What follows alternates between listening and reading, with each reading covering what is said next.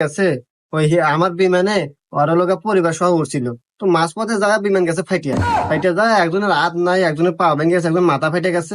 তো এগুলো চিকিৎসা হতে আবার 20 লাখ টাকা নাকবো। আর তুমি তো জানোই রাস্তাঘাটে ট্রাক বাস অ্যাক্সিডেন্ট হয়। তো লোক আমার বিমান হঠাৎ করে ফেটে গেছে, ও বেরিয়ে পারে কি করবে, আর জরিমানা তো দেওয়া নাকবো। আব্বা জরিমানা দেওয়া দাও। কি করছে এতক্ষণে? আর ভাইস্তা, দেখো ক্ষতি যেহেতু তোমার হয়ে গেছে, টাকা তো তোমাকে দেওয়াই লাগবো, কিন্তু 20 লাখ টাকা আসলে এই মুহূর্তে তো আমি দিতে পারবো না বাবা, আমার তো গোছ নাই। টিহা জানাইবো না তো কাকা, ওই তোমার যে সুন্দর বিল্ডিং আছে আর যে গাড়িটা আছে ওই দুইটা আমার নামে লেখা দিয়া দাও।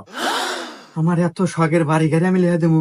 কে বাজান কি কয়, আমার বাড়ি গাড়ি যদি লেখা দে তাহলে আমরা থাকবানি কোনে কত? আরে আব্বা, তুমি টেনশন করো কে? আসলে ব্যবসায় লস লস লাভ আছে। তুমি লেখা দেওয়ার সমস্যা নাই। আপাতত আমার কাছে পুরান বাড়ি আছে না, আগের বাড়ি, ওখানে তো থাকবানি। তারপর তো ব্যবসা বাণিজ্য ভালো হলে পারে, বিমান ভালো চালাবার পারলে পারে, আবার ঢাকা শহর দরকার হলে ফ্ল্যাট কিনবো আমরা, এই জন্য টেনশন করো না।